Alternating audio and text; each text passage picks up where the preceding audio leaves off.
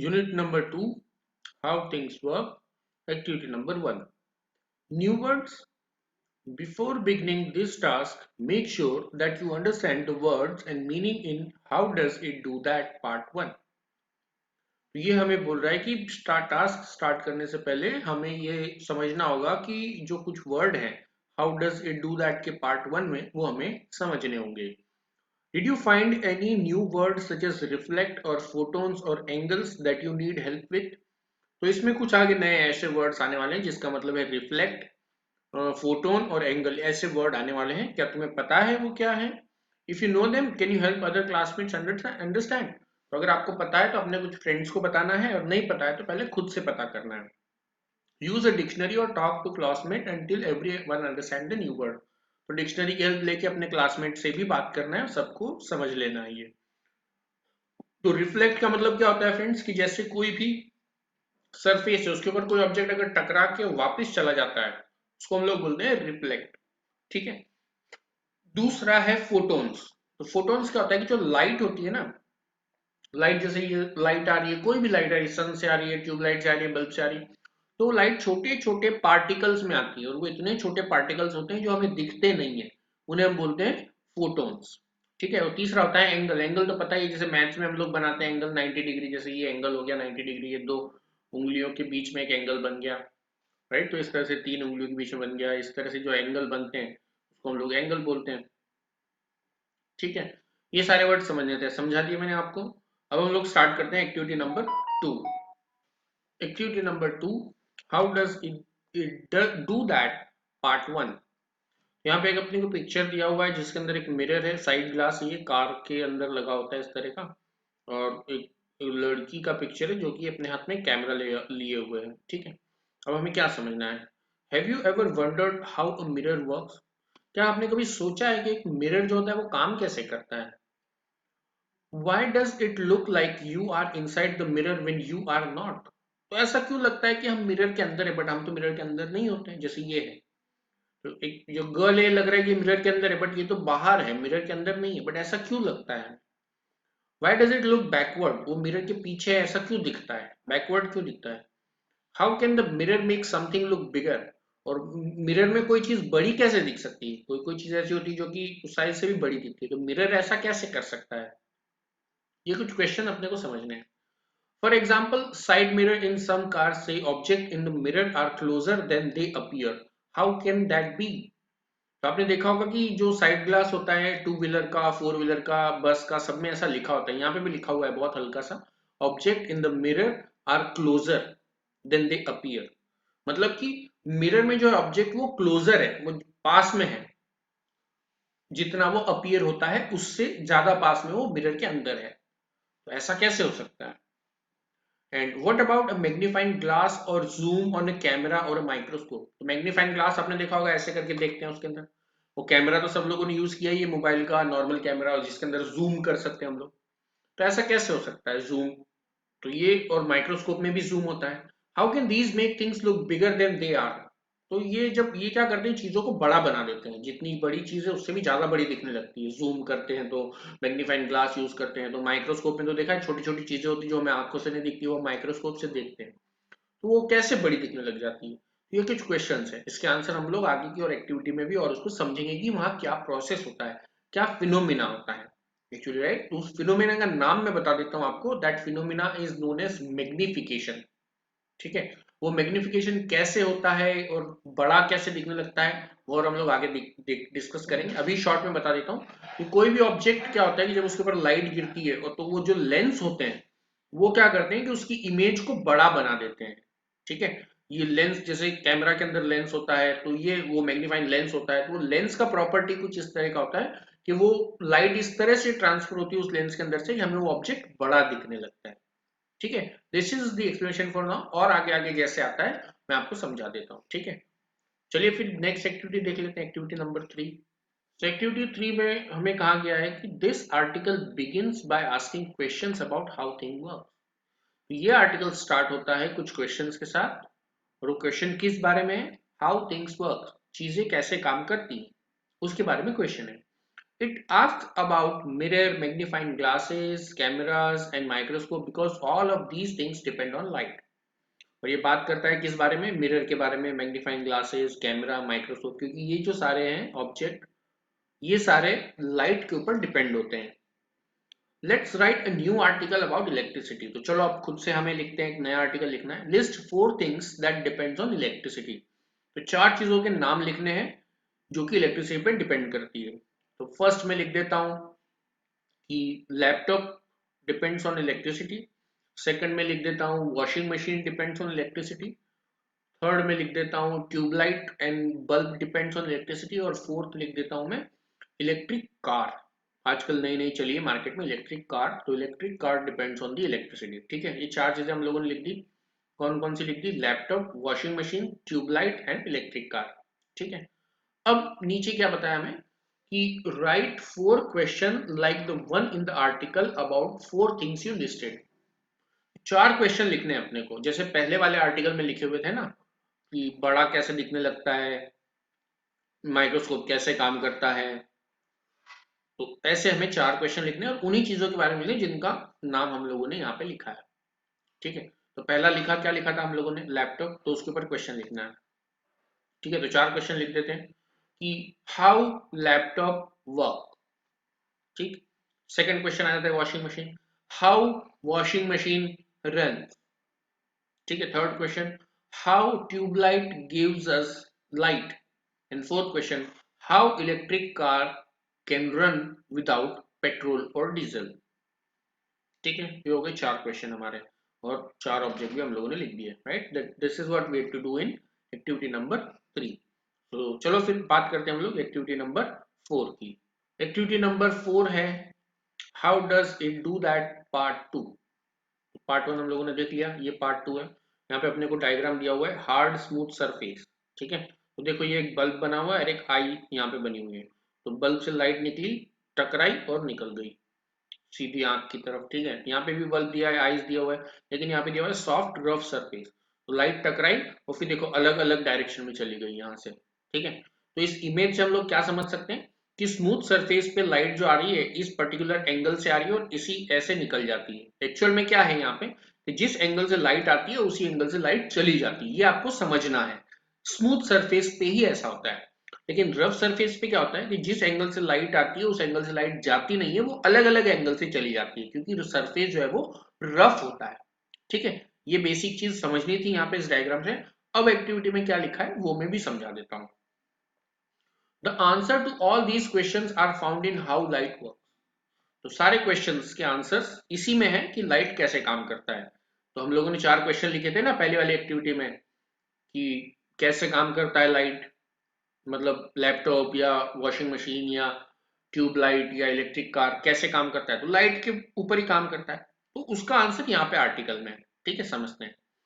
We know that we can only see things when there is light. Right, हमें पता है कि हम जब लाइट होगी तभी चीजों को देख सकते हैं। राइट, अंधेरे में नहीं दिखता हमें कुछ भी। Some things like light bulbs and fireflies make their own light, but most things do not. तो कुछ चीजें हैं जैसे लाइट बल्ब है, वो अपनी लाइट खुद बना लेता है, उसके अंदर इलेक्ट्रिसिटी जाती है और वो लाइट बना लेता है। फिर फायर फ्लाइज होती है, पता है फायर फ्लाइज, वो जो रात को चमकते हैं, कीड़े होते हैं, इंसेक्ट, जुगनू भी बोलते हैं उसको हिंदी में, जो कि रात को उड़ते हुए चमकते हैं। ठीक है, वो फायरफ्लाइज होता है। मैं इमेज अगर मिलेगा तो वो भी इमेज भी आपको स्क्रीन पे ऐड करके दिखा दूंगा कि फायरफ्लाइज की कैसी इमेज होती है, वो कैसे चमकते हैं। ठीक है, तो ये क्या करते हैं, ये अपनी खुद की लाइट बनाते हैं, but most thing do not. लेकिन बहुत सारी चीजें होती है जो अपनी खुद की लाइट नहीं बनाती। अब अपने को यहाँ पे क्या समझना है, so how do we see them. तो यार हम उसको देख देख कैसे सकते हैं?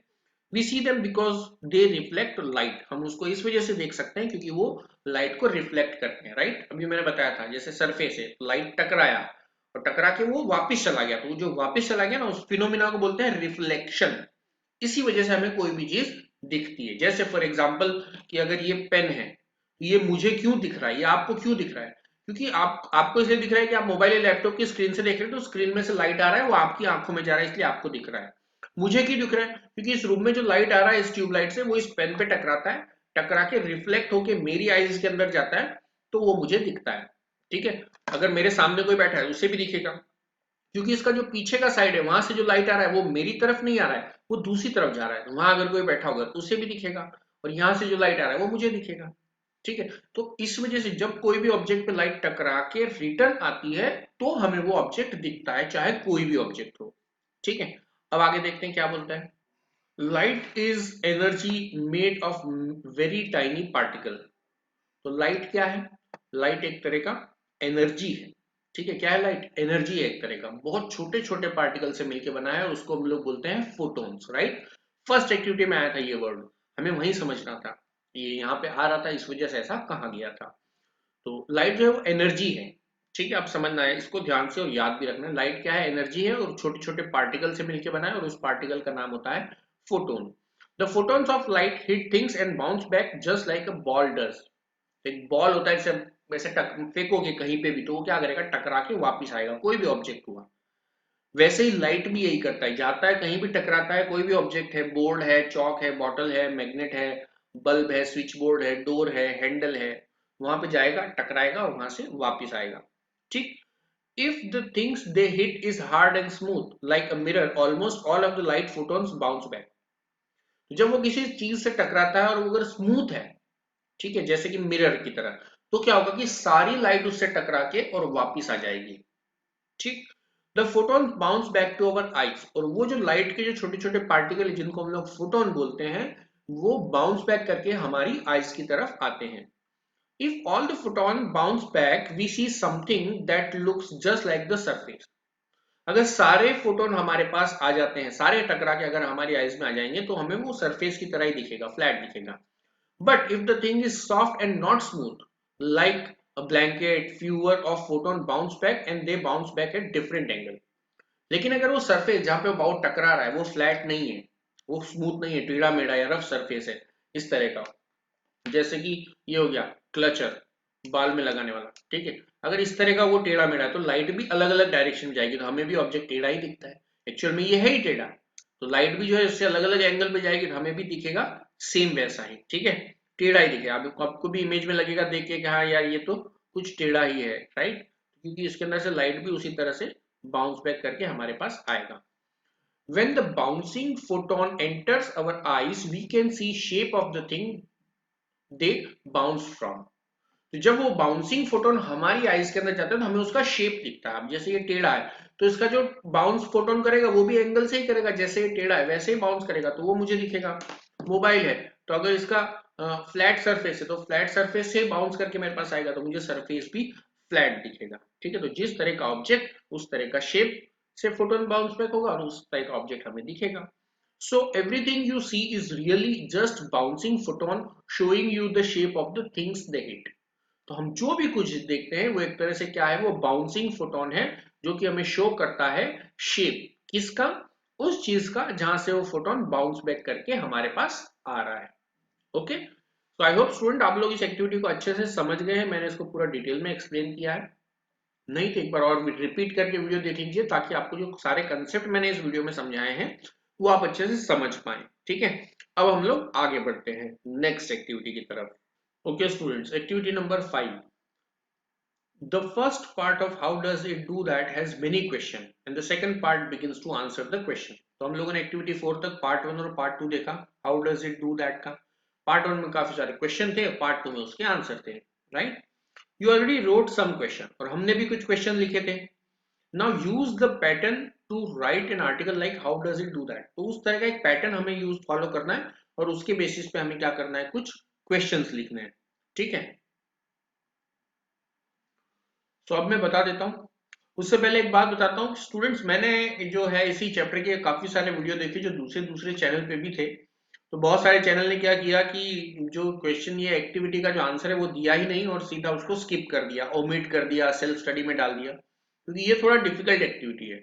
तो ऐसे चैनल्स पे फिर वीडियो बनाने के मतलब ही क्या है कि जहाँ पे बच्चों को जो आंसर चाहिए डिफिकल्ट क्वेश्चन है वहां पे समझाएं ना, ठीक से बताएं ना, तो ऐसे फिर वीडियो बनाने का कोई फायदा नहीं है। लेकिन मैं जो है आपको सारे आंसर्स बताऊंगा, क्योंकि मैंने पहले भी जो है सारी एक्टिविटी के आंसर्स बताए ही हैं सारे वीडियो में, और अब भी मैं बताऊंगा। तो और ऐसे ही आपको कोई क्वेश्चन है तो आप मुझे कमेंट में भी बता सकते हैं, तो मैं कमेंट में भी आंसर बता देता हूँ बहुत सारे बच्चों को ठीक है, इस वजह से सब्सक्राइब तो कर ही लेना, क्योंकि आप सब्सक्राइब करने में फायदे में ही रहोगे कि आपको आंसर्स मिलते रहेंगे। ठीक है, तो अब हमें इसमें करना क्या है, तो एक तो हमें एक स्टोरी लिखना है, आर्टिकल लिखना है, और give your story about lights its own title. तो लाइट के बारे में स्टोरी लिखनी है सबसे पहला चीज, फिर उसे अपना एक खुद का टाइटल देना है, और उसके बाद क्या करना है, हमें कुछ क्वेश्चन लिखना है।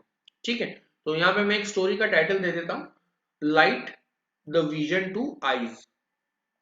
ठीक है, ये टाइटल हो गया स्टोरी का। अब स्टोरी जो है वो मैं जो लिख रहा हूँ बता देता हूँ, आप चाहे तो इसे कॉपी कर सकते हैं, चाहे तो खुद का भी स्टोरी लिख सकते हैं।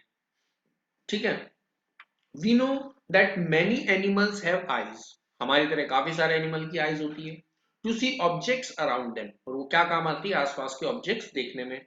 सो light is necessary for all of us to see, इसलिए हम सबको जो है देखने के लिए क्या जरूरी है, लाइट जरूरी है। Without light our eyes can hardly see anything, और बिना लाइट के हमारी आंखें शायद ही कुछ देख पाए, मोस्टली नहीं देख पाएगी कुछ। ठीक है, नेक्स्ट सेंटेंस क्या है, the reflection of light is a phenomena by which we can see all object around us. Light का जो रिफ्लेक्शन है वो एक फिनोमिना है जिससे हम लोग सारे ऑब्जेक्ट हमारे आसपास के देख सकते हैं, वो हमने इससे पहले वाली एक्टिविटी में भी समझा था। The light travels in the small energy particle called photon, and after colliding with an object, smooth or rough, the photon bounce back to our eyes and we can see all the objects. Full stop. ये हो गया हमारा title, article हो गया पूरा। ठीक है, और अब हमें क्या करना है, हमें खुद के क्वेश्चन लिखने हैं। तो दो क्वेश्चन हम लोग लिख सकते हैं, by which phenomena we can see all the object, उस फिनोमिना का नाम बताना है। ठीक है, जो आर्टिकल में ऑलरेडी दिया हुआ है। और दूसरा क्वेश्चन देख सकते हैं, लिख सकते हैं कि what is necessary for us to see anything around us, हमारे अराउंड में अगर कुछ भी है तो उसे देखने के लिए हमारे लिए क्या नेसेसरी है, क्या जरूरी है। ठीक है, हो गए क्वेश्चंस। अब आगे देखते हैं। आगे मैं बताया, the answer to all these questions are found in how electricity works, तो इलेक्ट्रिसिटी कैसे काम करता है उसी में इसका आंसर है। This sentence is a transition between your question and answer, तो ये सेंटेंस को एज अ ट्रांजिशन हमें यूज करना है अपने आंसर में। ठीक है, explain how you think electricity work to answer your question, तो अपने क्वेश्चन का आंसर देते हुए हमें बताना है कि इलेक्ट्रिसिटी कैसे काम करता है या लाइट कैसे काम करता है। ठीक है, ऊपर लाइट लिखा था, यहाँ इलेक्ट्रिसिटी लिखा है, तो हमने जो है लाइट के पर्पज से पैराग्राफ लिखा है, तो हम लोग लाइट का ही आंसर लिखेंगे। ठीक है, तो पहला क्वेश्चन क्या था कि what is the name of phenomena by which we can see object around us। ठीक है, उसका आंसर क्या हो जाएगा, the phenomena is known as the reflection of light, या ऐसा लिख सकते हैं the reflection of light is the phenomena by which we can see objects around us। ठीक है, ये पहला क्वेश्चन था, उसका आंसर हो गया। सेकंड क्वेश्चन था what is necessary for our eyes to see anything। ठीक है, तो उसके अंदर लिख सकते हैं कि light is necessary for us to see anything around us। ठीक है, तो वो लाइट शायद इलेक्ट्रिसिटी से जनरेट होकर लाइट हमें मिल सकता है, सनलाइट आ सकता है, या और कोई ल्यूमिनेसेंस सोर्स हो सकता है जिससे हमें लाइट मिल रहा हो और हम सारे ऑब्जेक्ट्स देख सकते हैं। ठीक है, तो ये सारे आंसर्स हमें क्या करना है, इन एक्टिविटी के अंदर लिख देना है जो बॉक्स हमें दिया हुआ है। ठीक है, स्क्रीन पे आप लोगों ने देख लिया है, वहां से आप चाहें तो इसका स्क्रीनशॉट ले सकते हैं और कॉपी कर सकते हैं आंसर्स को। ठीक है, आगे बढ़ते हैं नेक्स्ट एक्टिविटी में। एक्टिविटी 6 हमें यहाँ दिया हुआ है, यहाँ पे क्या दिया हुआ है कि एक क्लॉथ दिया हुआ है, कपड़ा दिया हुआ है जिसके ऊपर क्या एक वाटर ड्रॉपलेट है। ठीक है, और यहाँ पे थोड़ा सा वो जो कपड़ा है, देखो यहाँ से जो उसकी जो शेप है वो थोड़ा हमें छोटा दिखता है, लेकिन वाटर के अंदर वाला थोड़ा बड़ा दिखता है। ठीक है, वही हमें बोलता है activity, look at the picture of the drop of water, work with a group of partner to use the information in how does it do that, explain why the cloth under the drop looks bigger than the cloth next to the drop. तो जो information हमें पहले दिया हुआ था how does it do that को वो use करके हमें ये समझना है कि वाटर ड्रॉपलेट के अंदर जो कपड़ा है वो बड़ा क्यों दिखता है और बाहर वाला जो है वो छोटा क्यों दिखता है, ऐसा हमें लिखना है। ठीक है, when you and your group agree on a clear explanation for how the drop makes the cloth look bigger, write your explanation in your own word। अपने फ्रेंड से डिस्कस करना है, जब आप और आपका फ्रेंड दोनों एग्री हो जाए कि हाँ यार ये फिनोमिना सही है, तो हमें उसका आंसर जो है नीचे बॉक्स में लिखना है। तो यहाँ पे फिलहाल आपका दोस्त मैं ही हूँ, तो हम लोग ही डिस्कस करके लिख लेते हैं कि आंसर क्या होगा, राइट। तो इसका जो फिनोमिना है वो एक चीज अपने को समझना है कि वाटर ड्रॉप जो है वो देखो डोम जैसा बन रहा है, एक डोम जैसा शेप बन रहा है, ठीक है, वो ऊपर से थोड़ा सा ऐसा कर्व हो गया है, ठीक है। क्या आंसर लिखेंगे हम लोग कि surface of water drop curve to make a dome, ठीक है, वो कर्व हो जाती है, कर्व्ड हो जाती है ताकि वहां पे एक डोम बन सके, ठीक है।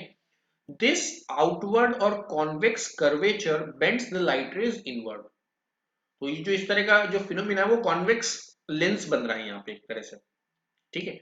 कॉन्वेक्स लेंस जो होता है, जो कि मैग्नीफाइंग ग्लास में होता है, जो चीजों को बड़ा दिखाता है, बीच में से मोटा, साइड से पतला। तो ये उस तरह का शेप बन रहा है यहाँ पे। और वाटर ड्रॉपलेट क्या करता है कि कॉन्वेक्स कर्वेचर की वजह से लाइट रेस को क्या करता है, अंदर की तरफ बेंड कर देता है, जो ऑब्जेक्ट है वाटर के ड्रॉप के नीचे, वहां उसको बेंड कर देता है, ठीक। दो चीज, पहला कि कर्व होके डोम शेप बनता है, दूसरा डोम शेप बनने से लाइट रेस अंदर की तरफ बेंड होके जाती है, ठीक है। The surface of smaller drop is even more curve. तो जो सरफेस होता है स्मॉलर ड्रॉप का, वो बहुत ज्यादा कर्व होता है बिगर ड्रॉप से भी। तो ये जो कर्व हो रहा है, जो छोटी ड्रॉप है, जो बड़ी ड्रॉप है, उसमें जो कर्व हो रहा है, उससे क्या एज ए रिजल्ट क्या होता है, the result is enlarged image on the retina of our eyes. जो लाइट रेज ज्यादा अंदर जा रही, बेंड होकर वो बाहर भी आ रही, वो हमारे अंदर रेटिना में जा रही, आईज के अंदर रेटिना होता है, वहां पे ज्यादा लाइट रेज जा रही है, और इसकी वजह से द ऑब्जेक्ट अपीयर्स बिगर, ठीक है। तो ये स्क्रीन पे मैंने आंसर दे ही दिया है आपको, you can write down this answer, और you can also write your own answer, ठीक है। इस तरह से हम लोग इसको आंसर लिख के कंप्लीट कर लेते हैं। Let us move on to the next activity. So जो बेसिक मेन चीजें हुई वो क्या हुई यहाँ पे, कि एक तो वाटर ड्रॉप कर्व होने से एक डोम शेप बना, डोम शेप बनने से ज्यादा लाइट वाटर के अंदर की तरफ गई, ज्यादा लाइट अंदर गई तो ज्यादा लाइट बाहर आई, और वो सारी लाइट हमारे रेटिना पे जाती है आइज में, और ऑब्जेक्ट का बिगर इमेज प्रोड्यूस करती है वहां पे, right. This is what we have to understand from this activity. Okay, I hope you have understood this well, and if not, then you can repeat this explanation and watch it again to understand it properly. Okay, let us move on to the next activity. अब हम बात करेंगे activity number 7। बहुत easy है, एकदम simple activity है। Usually umbrellas keep people dry. Umbrella क्या करता है, छाता, सबको पता ही है, हमें ड्राई रखता है। But a little girl in Japan invented an umbrella that sprays water on the person who carries it. लेकिन एक छोटी लड़की थी जापान में, उसने क्या किया कि ऐसा अम्ब्रेला बनाया कि जो लोग उसको लेके जा रहे हैं उस अम्ब्रेला को, उनके ऊपर वो पानी स्प्रे करता है। अरे ये तो उल्टा कर दिया, बट क्यों किया वो भी देखना जरूरी है। She wanted an umbrella to help people stay cool in very hot weather. Wow. तो उसने ऐसा क्यों किया, वो ऐसा चाहती थी कि जो लोग हैं बहुत ज्यादा गर्मी में, समर में जब वो चल के जाते हैं धूप में, तो वो थोड़ा कूल फील करें। इस वजह से उसने क्या, ऐसा अम्ब्रेला बना दिया, उस अम्ब्रेला को लेके जाओगे तो वो क्या करेगा, वाटर स्प्रे करेगा तो ठंडा लगेगा, गर्मी कम लगेगी। Wow, what a great idea. People who work outside in the sun like the little girl's idea and buy her raining umbrella. तो कुछ लोग ऐसे होते हैं जो कि बाहर काम करते हैं समर में, जैसे लारी वाले हो गए, सब्जी वाले हो गए, वो तो धूप में ऐसे खड़े रहते हैं, उन्हें तो बहुत ज्यादा गर्मी लगती है। तो वो लोग अगर ऐसा अम्ब्रेला वहां पे लगा लेते हैं तो उनको गर्मी नहीं लगती, तो उन लोगों ने उससे अम्ब्रेला परचेज भी किया बहुत सारा। तो ये तो बहुत अच्छा इन्वेंशन हो गया, ठीक है। आगे क्या बोलता है, the raining umbrella was invented to solve a problem. Raining umbrella जो था इन्वेंट क्यों किया गया, वो प्रॉब्लम को सॉल्व करने के लिए किया गया। And what was the problem, हमसे पूछा है, तो प्रॉब्लम तो यार अपने को यही दिया हुआ है, right. What was the problem, the hot, very hot weather was the problem. यहीं से हम लोग उसको लिख देंगे यहाँ पे कि very hot weather was the problem, बस सिंपल। या ऐसा लिख सकते हैं, थोड़ा डिटेल में अगर लिखना है तो ऐसा भी लिख सकते हैं कि the people use to feel hot during summer when they use to work outside. बाहर जब लोग काम कर रहे होते थे समर में तो उन्हें गर्मी लगती थी, ये एक प्रॉब्लम था, ठीक है। इसका सॉल्यूशन आ गया। Now let us look on to the activity number 8, ठीक है। Now let us move on to the next activity, activity number 9। Activity 9 क्या हमें बोलता है, write a story about a child who invents something, share your story with your class, how many invention did your class invent. तो एक story लिखना है एक child के बारे में जो कुछ इन्वेंट करता है, फिर अपनी स्टोरी अपने क्लास के साथ शेयर करनी है, और ये बताना है कि क्लास ने कितना इन्वेंट किया, आपकी क्लास के सारे बच्चों ने मिलकर, ठीक है। तो आपकी क्लास के बच्चों ने क्या इन्वेंट किया वो तो आप खुद बताएंगे। स्टोरी मैं यहाँ पे आपसे बता देता हूँ, ठीक है। जैसे सपोज कि कोई एक बच्चा है जो कि कुछ नया इन्वेंशन कर रहा है, ठीक है। वो क्या इन्वेंशन हो सकता है, सपोज कि समझ लो फास्ट मोबाइल चार्जर एक है ना। तो अपन उसमें ऐसा लिख सकते हैं कि आई नो अ पर्सन और I know a friend of mind who was very interested in mobile chargers. He used to collect all different types of charger and open them and to see how charger used to work. He also had a little knowledge about mobile because his father had a mobile shop. He used to go to the shop and see different things and learn different things. ठीक है। One day he collected some parts from old mobile phone and some different chargers and he connected all those different parts together and developed a charger which can charge a mobile phone in just 15 minutes, which is very fast because usually mobile charging takes 1 hour or more. But that my friend has developed a device that can charge the mobile very faster. Within 15 minutes it can charge the mobile to 100%. Listen to this story carefully and write down in your notebook. ठीक है, उसको सुनो एक बार, थोड़ा एक एक sentence सुन के समझो पॉज करके and then you write down in your notebook. Okay, let us move on to the next activity, which is the last activity of our chapter, activity number 10. Activity number 10 says, read the following quotation. Quotes दिए हुए हमारे पास. Innovation distinguishes between leader and a follower. Steve Jobs. तो Steve jobs ने बताया, क्या कहा था उन्होंने कि इनोवेशन जो होता है, आविष्कार जो होता है, वो लीडर और फॉलोअर के बीच में फर्क लाता है. लीडर आगे चलता है, फॉलोअर पीछे. और स्टीव जॉब कौन थे, बहुत सारे लोगों को पता ही होगा, नहीं पता है तो बता देता हूँ. एप्पल जो आप सुनते हैं, एप्पल आईफोन, मैकबुक, ये जो एप्पल के जितने भी प्रोडक्ट हैं वो सारे स्टीव जॉब्स की कंपनी बनाती है. वो फाउंडर थे उस कंपनी के, एप्पल के. ठीक है. सेकंड देखते हैं. I can't understand why people are frightened of new ideas. मैं समझ नहीं पाता हूँ कि लोग नए आइडिया से डरते क्यों हैं. I am afraid of old one. मैं तो डरता हूँ पुराने आइडिया से. जोन केज ने ये बात कही थी कि क्यों लोग नए आइडिया से डरते हैं. मुझे तो समझ में नहीं, मैं तो पुरानी चीजों से डरता हूँ. अरे यार, जब नए आइडिया होंगे, नए माइंड में कुछ आएगा, तभी तो कोई ना कोई नई चीज बन के सामने आएगी. हम लोग देखते हैं कि रोज नई नई कुछ चीजें आती रहती है, बन के सामने आ जाती है. देखते हैं कि ऐड आता है, नया चीज बन गया. वो आइडिया जब किसी को आता है तभी तो कुछ वो चीज बनती है ना. वैसे आपके माइंड में भी कुछ आइडिया आ रहा है तो आप भी उसके ऊपर काम कर सकते हो. वो अच्छी चीज है, is a good thing. Third क्या है, get a good idea and stay with it until it's done and done right. Walt Disney. Walt Disney पता ही आपको, वैसे डिज्नी सब लोगों ने देखा ही है, डिज्नी के सीरियल्स और कार्टून सारे. उन्होंने क्या कहा था, get a good idea and stay with it. एक अच्छा आइडिया सोचो और हमेशा उसके साथ रहो until it is done and done right. जब तक तुम उसको पूरा ना कर दो, वो पूरा सही तरीके से पूरा ना कर दो, तब तक उसी के साथ रहना है. ठीक है. और एक लास्ट हमें नीचे क्वेश्चन दिया हुआ है. Ask your classmate what they think is interesting and ask them to explain it. तो क्लासमेट को पूछना है कि क्या उन्हें लगता है कि इंटरेस्टिंग है, और उनसे कहो कि इसे एक्सप्लेन